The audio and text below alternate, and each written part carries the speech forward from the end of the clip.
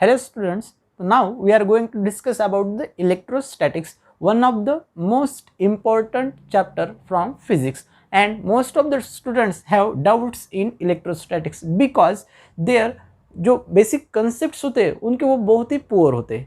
Due to that they are discussing about the electrostatics. तो हम देखेंगे basically कि electrostatics क्या होता है. तो अब देखो starting से कि बेसिकली इलेक्ट्रोस्टैटिक्स का मीनिंग होता है कि चार्जेस. यहाँ पे देखेंगे अगर हम तो इलेक्ट्रो का मीनिंग होता है चार्जेस और स्टैटिक जो होता है तो static is the word of mechanics which is at rest. तो अगर हम बात करेंगे चार्जेस एट रेस्ट तो वो पूरा स्टडी इंक्लूड होता है इलेक्ट्रोस्टैटिक्स में, that is the charges at rest. लेकिन जब चार्ज कोई भी रेस्ट कंडीशन में होगा तो वो दूसरे चार्ज के ऊपर फोर्स एक्सर्ट कर सकता है. तो इस केस में इसके अंदर और स्टडी क्या इंक्लूड हो सकती है कि ये चार्ज फोर्स एक्सर्ट करेगा या तो फिर नहीं करेगा, और करता है तो कितना फोर्स एक्सर्ट करेगा. देखो अब बेसिकली कोई भी चार्ज अपने अराउंड एक फील्ड बनाता है जिसे हम कहते हैं इलेक्ट्रिक फील्ड, और जैसे ये रेस्ट कंडीशन में है तो इसके अंदर क्या होना चाहिए, पोटेंशियल, उसे कहते हैं हम इलेक्ट्रिक पोटेंशियल. यानी कि जब आप किसी भी चार्ज को रेस्ट कंडीशन में कंसीडर करोगे तो उसके लिए आपको स्टडी करना पड़ेगा forces, electric field and electric potential. यानी कि जब हम इलेक्ट्रोस्टैटिक की बात करते हैं तो we are dealing with the charges at rest and forces arises due to that charges, electric field and electric potential. तो ये पूरा जो स्टडी होता है ये पूरा स्टडी इलेक्ट्रोस्टैटिक्स के अंदर इंक्लूड होता है. अब बेसिक बात कि चार्ज का मीनिंग क्या होता है. Most of the student does not know about the charges की चार्जेस का मीनिंग ही क्या होता है वो नहीं पता. उनको पॉजिटिव चार्ज पता होता है, निगेटिव चार्ज पता होता है, लेकिन चार्ज यानी कि क्या. तो देखो अब बेसिकली चार्ज का मीनिंग क्या होता है, डिफिशियंसी या तो फिर एक्सेस और excess of electron is called as charge. अगर किसी के पास इलेक्ट्रॉन का नंबर कम है या तो फिर किसी के पास जो इलेक्ट्रॉन होते हैं वो अगर कम हो गए या तो फिर किसी के पास इलेक्ट्रॉन अगर ज़्यादा होते तो उसको हम कहेंगे चार्जेस. समझो कि यहाँ पे कोई एक ग्लास रॉड है, we have a glass rod and we are rubbing this glass rod against a silk cloth. हमारे पास एक सिल्क का कपड़ा है and we are rubbing a glass rod against this silk cloth. जब भी हम इस ग्लास रॉड को इस क्लोथ के ऊपर रब करना स्टार्ट कर देंगे तो यहाँ पे फ्रिक्शन डेवलप हो जाएगा. In this case there is a development of friction. तो देखो इस केस में ऐसा कहा जाता है कि जो ग्लास रॉड होता है ये पॉजिटिवली चार्ज हो जाता है और जो सिल्क होता है ये निगेटिवली चार्ज होता है. तो इस केस में ग्लास रॉड क्यों पॉजिटिवली चार्ज हुआ और ये जो सिल्क का कपड़ा था ये निगेटिवली चार्ज क्यों हुआ और इनके ऊपर चार्जेस कैसे डेवलप हुए. अब देखो हमें तो बेसिकली चार्ज के बारे में पता चल गया कि डिफिशिएंसी या तो फिर एक्सेस ऑफ इलेक्ट्रॉन की जो कंडीशन होगी इसे ही हम कहते हैं चार्ज. तो देखो ये जो ग्लास रॉड था इसके कुछ सरफेस के ऊपर इस तरह से एटम्स हो गए और इन एटम के अंदर प्रेजेंट होते हैं प्रोटॉन, इलेक्ट्रॉन एंड न्यूट्रॉन. ठीक है, तो अब हम बात कर रहे हैं एटम एंड एटम के जो पार्टिकल्स होते हैं that is the proton, second neutron and third electron. जब यहाँ पे फ्रिक्शन डेवलप होगा due to that frictional energy इसके आउटर सरफेस में यानी कि इलेक्ट्रॉन जो होता है ये सबसे बाहर प्रेजेंट होता है. तो ये जो इलेक्ट्रॉन होगा ये इलेक्ट्रॉन जंप कर लेगा from glass rod to the silk. तो जिसके वजह से यहाँ से अगर इलेक्ट्रॉन जंप करता है from glass rod to the silk cloth तो उस केस में यहाँ पे जो ग्लास रॉड होगा इसके अंदर के इलेक्ट्रॉन घटना स्टार्ट हो जाएगा. इसके अंदर जितने भी इलेक्ट्रॉन्स होंगे वो कम कम होना स्टार्ट हो जाएगा और जो क्लोथ था इसके ऊपर नंबर ऑफ इलेक्ट्रॉन्स इंक्रीज होना स्टार्ट हो जाएगा. यानी कि अगर हम थोड़ी देर बाद बात करेंगे तो सिल्क के ऊपर अगर समझो 5 इलेक्ट्रॉन्स डिपॉजिट होते हैं तो ग्लास के ऊपर 5 इलेक्ट्रॉन्स कम होंगे. यानी कि यहाँ पे ट्रांसफर जो हुआ तो यहाँ पे 5 इलेक्ट्रॉन का ट्रांसफर हुआ, लेकिन जिसके वजह से यहाँ पे कुछ डिफिशियंसी हो गई. यहाँ पे डिफिशियंसी हो गई ग्लास रॉड के पास और एक्सेस किसके पास हो गए, सिल्क के पास. तो यहाँ पे देखो तो सिल्क के ऊपर चार्ज इंक्रीज हुआ, 5 into charge on electron 5 times E, और इसके ऊपर चार्ज क्या हो गया, कम हो गया। देखो अब इसके ऊपर चार्ज कम हो गया, यानी कि इसके अंदर के निगेटिव पार्टिकल्स जो थे वो चले गए। निगेटिव पार्टिकल्स अगर चले गए तो वहां पे क्या डेवलप होगा, पॉजिटिव। और जो सिल्क था इसके ऊपर पॉजिटिव का डिपोजिशन हुआ तो इसके ऊपर क्या हो गया, पॉजिटिव चार्ज बनना स्टार्ट हो गया। यानी कि जैसे ही कोई बॉडी इलेक्ट्रॉन को ट्रांसफर कर देगा, यानी कि अपने अंदर के निगेटिव इलेक्ट्रॉन्स को ट्रांसफर कर देगा, तो उसके ऊपर क्या डेवलप होने वाला है, पॉजिटिव चार्ज। उसी तरह से जिसने रिसीव किया, जिसने इलेक्ट्रॉन को रिसीव किया, यानी कि उसने निगेटिव पार्टिकल्स को रिसीव किया, जैसे वो निगेटिव पार्टिकल्स को रिसीव करेगा उसके ऊपर निगेटिव चार्ज डेवलप होगा। तो देखो यहाँ पे चार्जेस का डेवलपमेंट हुआ। किस तरह से चार्जेस डेवलप होते, और चार्जेस डेवलप होने के लिए क्या प्रोसेस करना पड़ा, फ्रिक्शन का। ऐसा कंपलसरी नहीं कि सिर्फ फ्रिक्शन से ही चार्जेस ट्रांसफर हो सकते हैं। आप अगर कोई भी रिएक्शन करते हो तो उस रिएक्शन में भी इलेक्ट्रॉन का ट्रांसफर होता है, तो in that case there is also transfer of electron. तो इस केस में क्या होगा, यहाँ पे इलेक्ट्रॉन का ट्रांसफर हो गया, तो ग्लास के ऊपर कौन सा चार्ज डेवलप हुआ, पॉजिटिव, एंड सील के ऊपर क्या हो गया, तो निगेटिव चार्ज डेवलप हुआ। तो इस तरीके से चार्जेस का डेवलपमेंट होता है। तो ये तो हमने बात कर ली चार्ज क्या होता है। और चार्ज अगर रेस्ट कंडीशन में होता है तो वो पॉसिबल है वो फोर्स एक्सर्ट कर सकता है किसी दूसरे चार्ज के ऊपर, या तो फिर उसके ऊपर कोई अदर फोर्सेस आ सकते हैं या नहीं आ सकते। अगर फोर्स आता है तो वो फोर्स कितना होगा। सेकंड, जो कोई भी चार्ज होता है वो अपने पास एक अपना एरिया या तो फिर एक फील्ड डेवलप करता है, जिसे बेसिकली हम इलेक्ट्रिक फील्ड कहेंगे, और इस इलेक्ट्रिक फील्ड की वजह से उसके पास कुछ एनर्जी होने वाली, जिसे कहेंगे हम इलेक्ट्रिक पोटेंशियल। तो ये बेसिक होता है जब चार्ज रेस्ट कंडीशन में होता है, और इसी स्टडी को हम क्या कहते हैं, इलेक्ट्रोस्टैटिक। लेकिन अगर इस चार्ज को हमने मोशन में ला लिया, इसे कन्वर्ट करके रेस्ट से उठा दिया और इसे मूव करना स्टार्ट कर दिया, और अगर ये मोशन में आता है तो क्या होगा। तो देखो पहले ही चार्ज के पास क्या है, खुद की इलेक्ट्रिक फील्ड है, और जैसे ये मोशन में आ जाएगा तो ये वहां पे मैग्नेटिक फील्ड भी डेवलप कर लेगा, और वहां पे डेवलप हो जाएगा करंट इलेक्ट्रिसिटी का सेशन।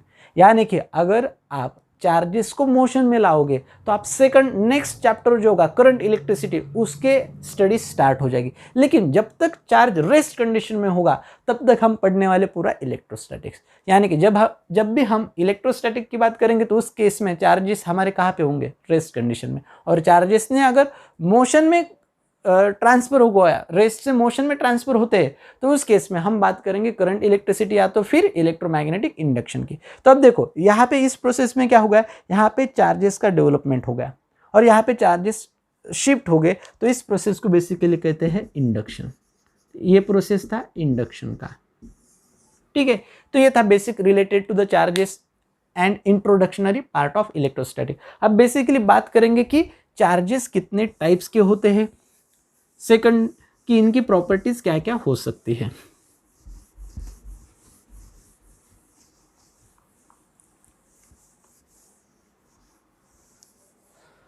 तो बेसिकली मैंने यहाँ पे बता दिया था कि मेरे पास जो ग्लास रॉड था उसके ऊपर पॉजिटिव चार्जेस डेवलप हुए, और मैं अगर सेम सेकंड ग्लास रॉड इसी के पास लाता हूँ आफ्टर रबिंग, तो इसके पास भी क्या हो जाएगा, पॉजिटिव चार्जेस डेवलप होना स्टार्ट होगा। तो अगर मैं इन दोनों ग्लास रॉड को एक दूसरे के करीब लाता हूँ तो यहाँ पे इनके ऊपर फोर्स डेवलप हो जाएगा। इनके ऊपर क्या डेवलप होने वाला है, फोर्स। तो देखो यहाँ पे पॉजिटिव था, यहाँ पे पॉजिटिव था, तो इनको हम कहते हैं लाइक चार्जेस। और जब लाइक चार्जेस होते हैं तो आपको पता है कि यहाँ पे रिपल्शन हो जाएगा। यहाँ पे क्या होगा, रिपल्शन, ठीक है। ये तो बात समझ में आ गई कि यहाँ पे रिपल्सिव फोर्स है। किसके वजह से रिपल्सिव फोर्स हुआ, तो यहाँ पे जो रिपल्शन करने के लिए फैक्टर रिस्पॉन्सिबल था वो था चार्ज। यहाँ पे रिपल्शन के लिए जो फैक्टर रिस्पॉन्सिबल था दैट इज द चार्ज, ठीक है। तो बेसिकली देखो हमने तो बात की थी कि प्रोटॉन, इलेक्ट्रॉन एंड न्यूट्रॉन की। तो जो प्रोटॉन होता है उसके अगर हम मास की बात करेंगे तो उसका भी कुछ ना कुछ मास होने वाला है, और इलेक्ट्रॉन के पास भी कुछ मास होता है। तो देखो मास ऑफ प्रोटॉन होता है 1.6 इंटू 10⁻⁻27 kg, और इलेक्ट्रॉन की बात करेंगे तो इलेक्ट्रॉन के पास होता है मास 9.1 इंटू 10⁻31 kg, ठीक है। अब इनके पास मास है प्रोटॉन एंड इलेक्ट्रॉन, तो समझो कि मेरे पास ये पहला वाला इलेक्ट्रॉन और सेकंड इलेक्ट्रॉन यहाँ पे है। मेरे पास 2 इलेक्ट्रॉन हैं और मेरा क्वेश्चन है कि इन दोनों के बीच में फोर्स ऑफ अट्रैक्शन होगा या तो फिर फोर्स ऑफ रिपल्शन होगा। अगर फोर्स ऑफ अट्रैक्शन होता है तो वो फोर्स कितना होगा और फोर्स ऑफ रिपल्शन होता है तो वो फोर्स कितना होगा। अगर इन दोनों में डिस्टेंस 1 सेंटीमीटर कंसिडर करेंगे, इन दोनों का डिस्टेंस हम कंसिडर करेंगे, the distance between the centre of this 2 electron is 1 centimetre. तो देखो बेसिकली बहुत से बच्चे कहेंगे कि इनके बीच में फोर्स ऑफ रिपल्शन ही होगा, फोर्स ऑफ अट्रैक्शन नहीं होता। तो इनके बीच फोर्स ऑफ अट्रैक्शन भी होने वाला है। ध्यान से सुनो, इन दोनों इलेक्ट्रॉन के बीच फोर्स ऑफ अट्रैक्शन भी होता है और फोर्स ऑफ रिपल्शन भी होता है। फोर्स ऑफ रिपल्शन किस तरह से कैलकुलेट करना है वो आगे के नेक्स्ट सेशन में हम देख लेंगे। लेकिन आप कहोगे कि इसके ऊपर निगेटिव चार्ज है, इसके भी ऊपर निगेटिव चार्ज है, और हम बहुत दिनों से पढ़ते आ रहे हैं कि अगर लाइक चार्जेस होते तो उनके बीच में क्या होता है, फोर्स ऑफ रिपल्शन। तो वो सही है, लेकिन फोर्स ऑफ अट्रैक्शन क्यों होगा? तो देखो इलेक्ट्रॉन के पास क्या है, मास है। अगर किसी भी क्वांटिटी के पास मास होता है तो वो वहां पे अट्रैक्टिव फोर्स डेवलप कर सकता है किसी अदर ऑब्जेक्ट के ऊपर।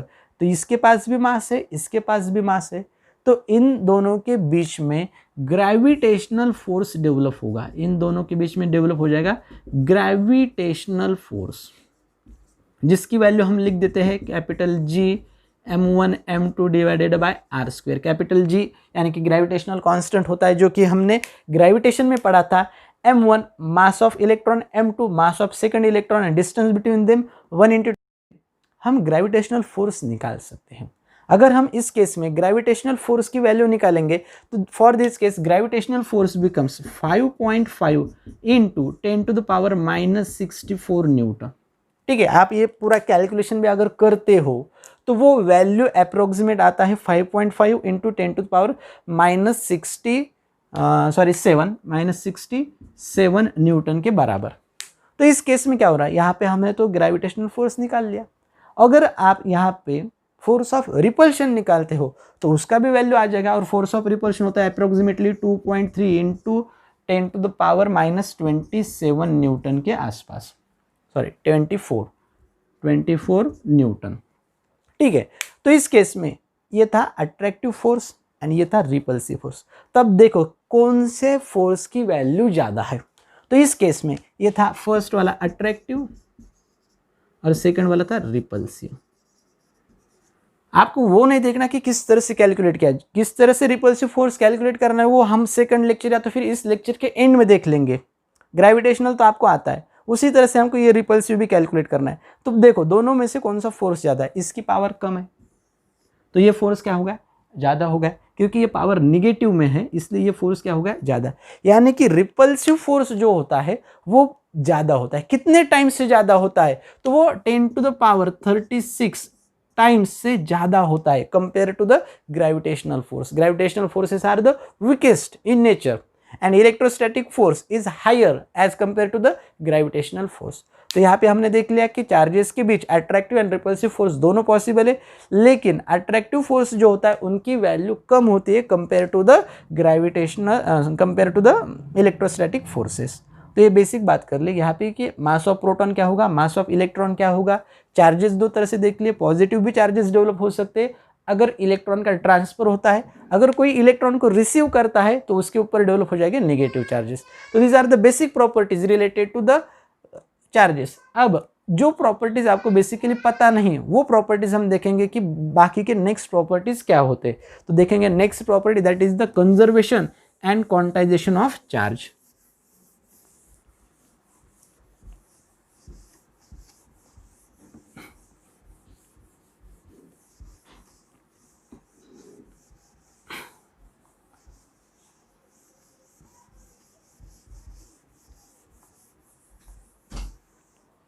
यूनोस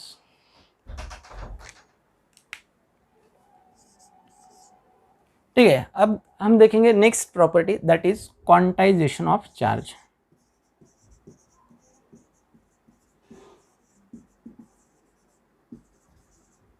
अब ये क्वांटाइजेशन ऑफ चार्ज क्या होता है, मोस्ट ऑफ द टाइम बहुत सारे बच्चों के समझ में भी नहीं आता। अगर हम बेसिकली फॉर्मूला लिखेंगे चार्ज का Q इक्वल्स टू, तो वो होता है N × E। ठीक है, समझो कि यही ग्लास रॉड है और इसने 2 इलेक्ट्रॉन ट्रांसफर किए। ठीक है, हमने एक ग्लास रॉड कंसीडर किया और वो ग्लास रॉड 2 इलेक्ट्रॉन का ट्रांसफर कर चुका है। तो इसके ऊपर कितने पॉजिटिव चार्जेस डेवलप होंगे? तो इसके ऊपर 2 चार्जेस डेवलप होंगे। अब बेसिकली ऐसा आपने कभी सुना है कि यहाँ पे इलेक्ट्रॉन का ट्रांसफर 1.5 हो गया, 1.5 इलेक्ट्रॉन ट्रांसफर हुआ? तो ऐसे कभी नहीं होता। जब भी इलेक्ट्रॉन का ट्रांसफर होता है तो वो एक कंप्लीट नंबर होता है, जैसे कि 2, 4, 5, 6 ऐसा नंबर होगा, वो कभी भी फ्रैक्शन में नहीं होगा। तो यहाँ पे जो भी चार्जेस डेवलप हो रहे वो हमेशा एक कंप्लीट नंबर होगा कि यहाँ पे 2 चार्जेस, 3 चार्जेस, 4 चार्जेस जितने भी डेवलप होने वाले वो चार्जेस एक मल्टीपल में डेवलप होने वाले। और यहाँ पे कितने इलेक्ट्रॉन ट्रांसफर हुए थे? 2। तो इस ग्लास रॉड के ऊपर टोटल चार्ज कितना डेवलप हुआ? वी आर डिस्कसिंग अबाउट, अगर ये ग्लास रॉड 2 इलेक्ट्रॉन का ट्रांसफर कर देता है तो इस ग्लास रॉड के ऊपर कितना टोटल चार्ज डेवलप हुआ? तो वो होगा Q, that is the total charge, is equals to N into E। तो हमारे कितने इलेक्ट्रॉन ट्रांसफर हुए? 2। और इलेक्ट्रॉन, तो इलेक्ट्रॉन के ऊपर कितना चार्ज होता है? जिस तरह से हमने देखा कि इलेक्ट्रॉन का मास होता है, प्रोटॉन का मास होता है, उसी तरह से अगर हम बात करेंगे कि इलेक्ट्रॉन जो होगा, इलेक्ट्रॉन के ऊपर कितना चार्ज होता है, तो इलेक्ट्रॉन के ऊपर चार्ज होता है बेसिकली 1.6 इंटू 10⁻⁻19 कूलम।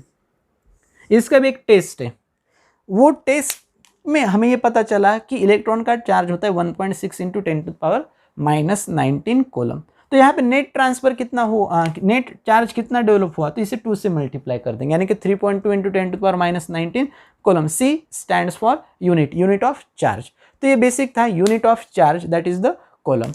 तो ये SI यूनिट था चार्ज का। तो हमने यहाँ पे देखा ये जो प्रॉपर्टी होती है कि जब भी चार्ज ट्रांसफर होता है तो वो चार्ज हमेशा क्वांटाइज होगा, यानी कि वो कंप्लीट नंबर होगा। वहाँ पे जितने भी इलेक्ट्रॉन ट्रांसफर होते हैं वो कंप्लीट इलेक्ट्रॉन ट्रांसफर होते हैं, वहाँ पे फ्रैक्शन में इलेक्ट्रॉन ट्रांसफर नहीं होते। जो मल्टीपल होगा यहाँ पे n की जो वैल्यू होगी वो वैल्यू 1 से लेके आगे स्टार्ट हो जाएगी, जिसके अंदर फ्रैक्शन नहीं होगा। तो इस प्रॉपर्टी को कहते हैं हम बेसिकली क्वांटाइजेशन ऑफ चार्ज, या तो फिर इसे कहते हैं डिस्क्रीट नेचर ऑफ चार्ज। तो ये था सेकंड प्रॉपर्टी। अब थर्ड प्रॉपर्टी देखेंगे हम, conservation of charge. Third property is conservation of charge, कि चार्ज हमेशा कंजर्व रहता है। कंजर्व यानी कि वो हमेशा कांस्टेंट ही होता है, वो कभी चेंज नहीं होता। अब देखेंगे बहुत सारे बुक्स में ऐसे लिखा होता है कि charge can not be created, can not be destroy, सही है, लेकिन उसके आगे लिखा होता है कि फॉर आइसोलेटेड सिस्टम। ध्यान से देखते जाओ, उसके आगे लिखा होता है कि आइसोलेटेड सिस्टम, यानी कि अगर आप किसी को भी क्लोज कंटेनर में पैक कर देते हो और तो फिर वो सिस्टम हो जाता है आइसोलेटेड बेसिकली। तो अब देखो कि हम किसी के ऊपर चार्ज डेवलप कर सकते हैं, ठीक है, और चार्ज डिस्ट्रॉय भी कर सकते हैं। तो जब हमने ग्लास रॉड और एक सिल्क क्लॉथ का एग्जाम्पल लिया था, तो इसने इलेक्ट्रॉन ट्रांसफर किए, हमने कंसिडर किया इसने 5 इलेक्ट्रॉन ट्रांसफर किए, तो इसके ऊपर 5 चार्जेस डेवलप हुए। और इसने इलेक्ट्रॉन रिसीव किए तो इसके ऊपर 5 निगेटिव चार्जेस का डेवलपमेंट हुआ। यानी कि हमने क्या किया, glass rod and silk cloth दोनों के ऊपर चार्जेस क्या किए, डेवलप किए, यानी कि we can create a charge on a substance by the process of friction. ठीक है, तो इस केस में जो चार्जेस डेवलप हुए, तो देखो अब यहाँ पे समझो इनिशियली इसके पास 10 इलेक्ट्रॉन थे और इसके पास 20 थे initially before transfer of charge. इसने अगर 5 इलेक्ट्रॉन ट्रांसफर कर दिए तो इसके पास कितने इलेक्ट्रॉन बचे, 5, और इसके पास कितने हो गए टोटल, तो इसके पास हो गए टोटल 25। ठीक है, तो देखो इनिशियली टोटल, देखो जो इनिशियली टोटल था, मैं यहाँ पे बॉक्स में लिख देता हूँ, total charge before the transfer 10 + 20, before the transfer 10 + 20, and after the transfer it becomes 5 + 25, that is the 30। दोनों केस में टोटल चार्ज कितना हुआ, 30, यानी कि इस केस में जो भी चार्ज था वो 30 ही रहा। नेट चार्ज जो होता है वो ना कम हुआ ना तो फिर ज़्यादा हुआ, इसलिए इस प्रॉपर्टी को कहते हैं हम कंजर्वेशन ऑफ चार्ज। जब भी दो बॉडीज़ के बीच में फ्रिक्शन होता है तो उस केस में चार्ज ट्रांसफ़र हो सकता है, और जब ये चार्ज ट्रांसफ़र हो जाएगा तो टोटल चार्ज टोटल चार्ज या तो फिर जिसे हम कहते हैं नेट चार्ज, वो हमेशा फिक्स नंबर ही होगा, वो कभी कम या तो फिर ज़्यादा नहीं होता। तो उस प्रॉपर्टी को कहते हैं बेसिकली कंजर्वेशन ऑफ चार्ज। अब बहुत से बार क्वेश्चन होता है कि अगर हम किसी भी ग्लास रॉड को रब करने के बाद अगर पेपर के पीसेस होंगे कुछ उसके करीब लेके जाते हैं तो वो उसकी तरफ अट्रैक्ट हो जाते हैं, ऐसा क्यों होता है? तो बेसिकली देखो, ग्लास रॉड के ऊपर कौन सा चार्ज है? पॉजिटिव। जैसे ही हम इसको पेपर के जो टुकड़े होते हैं उनके पास अगर लेके जाते हैं तो समझो ये था हमारा पेपर का पीस और इसके ऊपर जो इलेक्ट्रॉन थे वो इस तरह से इलेक्ट्रॉन का डिस्ट्रीब्यूशन है। जैसे ही ये रॉड इसके करीब लेके जाते हैं तो यहाँ पे होते पॉजिटिव, जिसकी वजह से ये इलेक्ट्रॉन इसकी तरफ अट्रैक्ट होते हैं और यहाँ पे इलेक्ट्रॉन जो हो गए वो इस साइड में शिफ्ट होना स्टार्ट होता है। अब जब इनके बीच फोर्स ऑफ अट्रैक्शन इंक्रीज होता है तो ये पार्टिकल्स, ये जो पीस होता है पेपर का पीस, ये इसकी तरफ खींचे चले जाता है, that is the it shifts towards the glass rod. क्योंकि यहाँ पे जो पॉजिटिव नेचर का ग्लास रॉड था ये इस पेपर पीस को क्या करने वाला है? अट्रैक्ट करने वाला है, जिसके वजह से ये पार्टिकल्स इसकी तरफ मूव होना स्टार्ट होते हैं। बहुत से बार हमने देखा है कि अगर हम अपने कॉम्ब जो होता है हमारा डेली यूज़ का, उस कॉम्ब को अगर हम ड्राई हेयर से अगर कॉम्बिंग का प्रोसेस करते हैं और उसको भी हम पेपर पीस के पास लेके जाएंगे तो उस केस में भी फोर्स ऑफ अट्रैक्शन डेवलप हो जाएगा।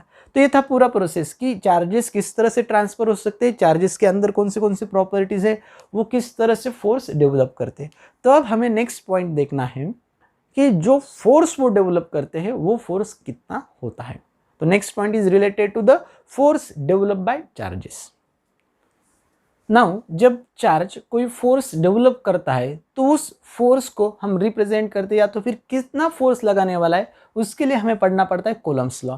जिस तरह से हमने ग्रेविटेशनल फोर्सेस के लिए न्यूटन्स लॉ ऑफ ग्रेविटेशन पढ़ा था उसी तरह से सेम है कूलम्ब्स लॉ ऑफ फोर्सेस। तो अब देखो कूलम्ब्स लॉ फॉर इलेक्ट्रोस्टैटिक, तो उसमें क्या लिखा है? तो सबसे पहले हम दो चार्जेस कंसिडर करेंगे। समझो कि हमारे पास यहाँ पे एक पॉजिटिव चार्ज है Q एंड हमारे पास सेकंड चार्ज है वो निगेटिव कंसिडर करते हैं Q2, या तो फिर इसे भी पॉजिटिव कंसिडर करो। ठीक है, हमने दो चार्जेस कंसिडर किए Q1 and Q2 and distance between them we are considering the distance between them as R। तो यहाँ पे Q1 Q2 के ऊपर फोर्स लगाने वाला है and at the same time Q2 is also applying a force on Q1। तो ये फोर्स कितना होता है? तो अकॉर्डिंग टू कूलम्ब्स लॉ जो भी फोर्स होता है that force is directly proportional to the, that is the electrostatic force is directly proportional to the product of charges. तो इस केस में हमारे पास चार्ज है Q1 एंड Q2, इनका जो प्रोडक्ट होगा इसको डायरेक्टली प्रोपोर्शनल होगा, सो Q1 इंटू Q2। ठीक है, एंड सेकंड स्टेटमेंट, इसी का second statement, and it is inversely proportional to the square of distance between two charges. तो दो चार्जेस के बीच में का डिस्टेंस है R, इसके स्क्वायर को क्या होने वाला है? Inversely proportional. तो इसको लिख देंगे हम inversely proportional to the square of distance between them. तो हम कंबाइंड स्टेटमेंट लिख सकते हैं F directly proportional to Q1 into Q2 divided by R square. और इसे अगर हमें इक्वल टू लिखना है तो हम लिख देंगे F equals to constant K, that is the called as proportionality constant K into Q1 into Q2 divided by R square. तो इसे जो सिंप्लिसिटी से हमने लिखा है इसे कहते हैं स्केलर फॉर्म, इसे कहते हैं scalar form of Coulomb's law. तो जो फॉर्मूले हमने लिखे ये हमने स्केलर फॉर्म में लिखे हैं। अब इसे हम वेक्टर फॉर्म में भी लिख सकते हैं, वो किस तरह से लिखना है वो भी देखेंगे। तो उससे पहले ये बेसिक देखेंगे। तो यहाँ पे K क्या था? तो K is the proportionality constant. K is called as proportionality constant which is also called as dielectric constant. अब यहाँ पे जो फोर्स होता है ये फोर्स किसके ऊपर डिपेंड है? Q1 Q2 and R। अगर आप Q1 Q2 का वैल्यू चेंज कर दोगे and distance between them change करते हो तो फोर्स का वैल्यू चेंज हो जाएगा। अब नेक्स्ट थिंग कि इस फोर्स का वैल्यू और ऐसा कौन सा फैक्टर है कि जिसके ऊपर डिपेंड है, तो वो होता है मीडियम, वो होता है मीडियम। अगर आप मीडियम को चेंज कर दोगे तो उस केस में फोर्स का वैल्यू चेंज होता है। तो अब हमने जो बेसिक फॉर्मूला लिखा तो इसमें ऐसा कंसीडर करो कि हमने वैक्यूम को क्रिएट किया, वैक्यूम कंसीडर किया था। तो अब देखेंगे अगर मीडियम होता है किसी भी केस में अगर मीडियम होता है तो बेसिकली हम फोर्स का फॉर्मूला लिख देते हैं 1/4 pi epsilon into Q1 into Q2 divided by R square. तो यहाँ पे इप्सिलॉन जो था ये स्टैंड करता है medium, the permeability of that medium, it represent the permeability of medium, यानी कि जिस मीडियम में हमने इस चार्जेस को रखा है वो मीडियम इस फोर्स को इंक्रीज करने में या तो फिर डिक्रीज करने के लिए एक हेल्प प्रोवाइड करता है, जिसे हम कहते हैं परमिशन, कि ये परमिशन देने वाला है कि दो चार्जेस के बीच में अगर फोर्स इंक्रीज करना है या तो फिर डिक्रीज करना है उसके लिए वो परमिशन देता है। And it depends on the medium. अगर आप इन चार्जेस को वाटर में रखते हो तो इनके बीच का फोर्स ऑफ अट्रैक्शन डिक्रीज होगा, अगर आप डिस्टेंस सेम या चार्जेस भी सेम रखते हो। लेकिन आप इन्हीं चार्जेस को अगर वैक्यूम में रखते हो तो उस केस में इस दोनों चार्जेस के बीच में जो भी फोर्स ऑफ रिपल्शन होगा वो क्या होने वाला है, इंक्रीज होने वाला है। यानी कि वैक्यूम क्या करता है, तो वैक्यूम फोर्स ऑफ रिपल्शन को इंक्रीज करने की वहां पे परमिशन देता है, जिसे कहते हैं हम परमिएबिलिटी या तो फिर परमिटिविटी, जिसे कहते हैं हम परमिटिविटी। और अगर हम इसे रख देंगे वाटर में तो ये वाटर क्या करने वाला है कि यहाँ पे जो फोर्स लगता है उसको वो डिक्रीज करता है, यानी कि उसको वो परमिशन नहीं देता। तो इसीलिए इस फैक्टर को कहते हैं हम परमिटिविटी ऑफ मीडियम।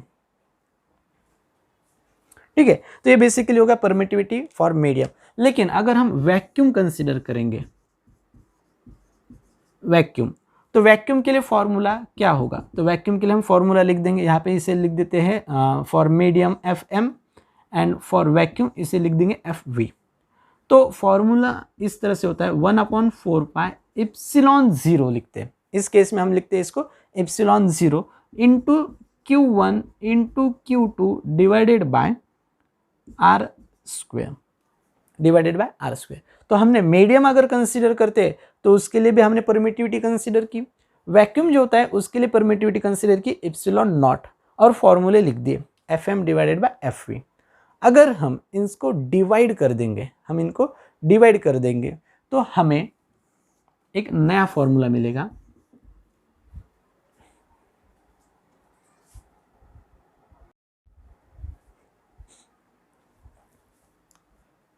हम यहाँ पे लिख देते हैं FV that is force in vacuum divided by force in medium. तो इक्वेशन बन जाएगा 1/4 pi epsilon naught into Q1 into Q2 divided by R square divided by FM की वैल्यू लिख देंगे 1/4 pi epsilon into Q1 into Q2 divided by R square. तो ये पूरा term जो था Q1 into Q2 divided by R square cancel हो जाएगा, 1/4 पाई कैंसिल हो जाएगा। तो हम बेसिकली इसे लिख सकते हैं FV that is the force in vacuum divided by force in medium is equals, यहाँ पे जो मीडियम हमने कंसिडर किया ये सॉलिड, ये मीडियम हो सकता है, वाटर हो सकता है, पैराफिन ऑयल हो सकता है, या तो फिर एयर भी जिसे हम कंसिडर कर सकते हैं। तो एयर एंड वैक्यूम के लिए हम एक ही नोटेशन रखते हैं, अगर वो ऑयल या तो फिर वाटर आता है तो उसे हम जनरली मीडियम कंसिडर करते थे। तो इसे लिख सकते हैं इप्सिलॉन, इसे रीअरेंज करने के बाद इसे लिख देंगे epsilon divided by epsilon not. इसे ही आगे चल के हम लिख देते हैं K, तो किसी भी मीडियम की जो परमिटिविटी होती है तो उसे हम मीडियम की परमिटिविटी को लिख सकते हैं K इंटू इप्सिलॉन 0। तो ये था बेसिक फॉर्मूला। और इस केस में जो हमने ये रेशो निकाला, तो इसे कहते हैं रिलेटिव परमिटिविटी, जिसे डिनोट करेंगे इप्सिलॉन R से। It is also called as relative permittivity that is represented by epsilon R। इसी का फॉर्मूला होने वाला FV divided by FN and epsilon that is the absolute permittivity, इसे कहते हैं एब्सोल्यूट परमिटिविटी। इसका फॉर्मूला हो जाएगा K into epsilon 0।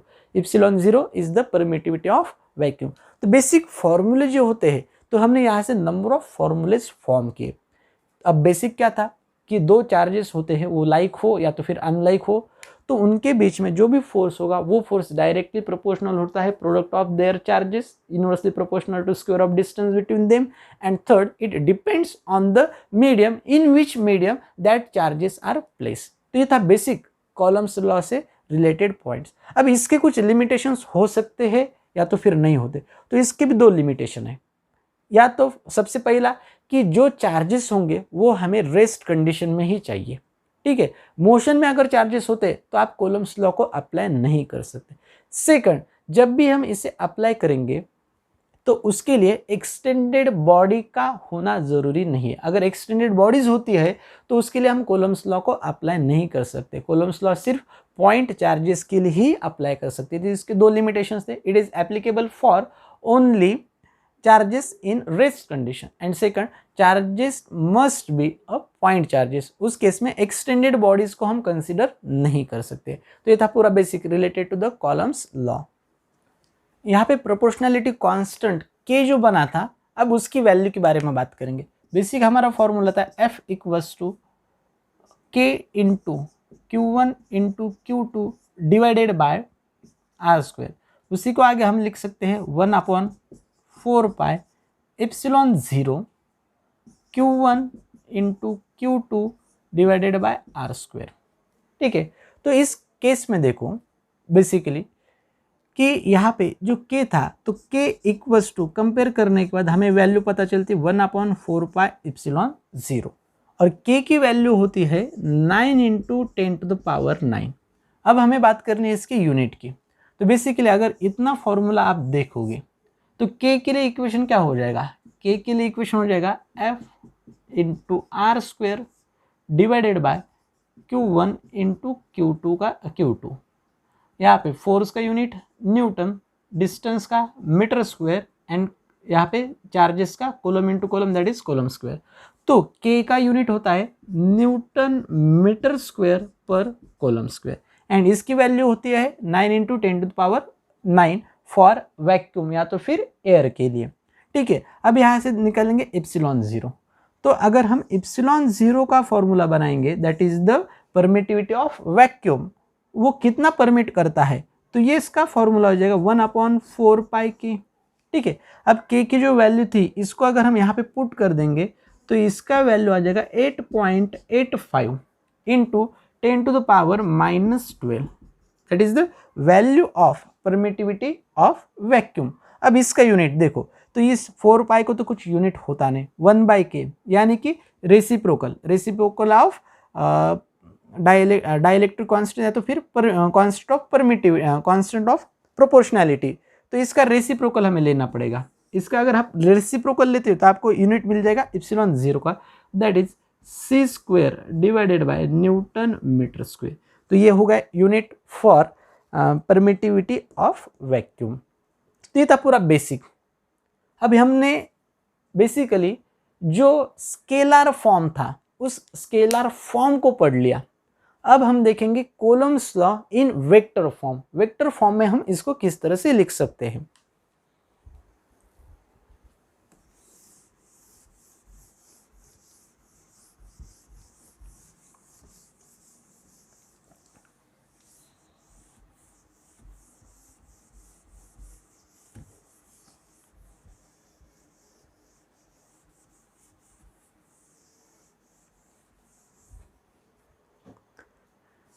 Basically scalar form में साइड में लिख देता हूँ, यानी कि आपको डिफरेंस समझ में आ जाए।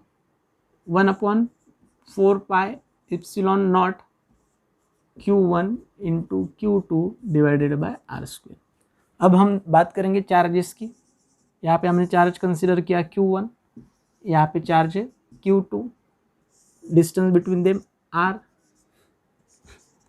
अब देखो हम बात करेंगे force acting on charge Q1, force acting on charge Q1 due to charge Q2।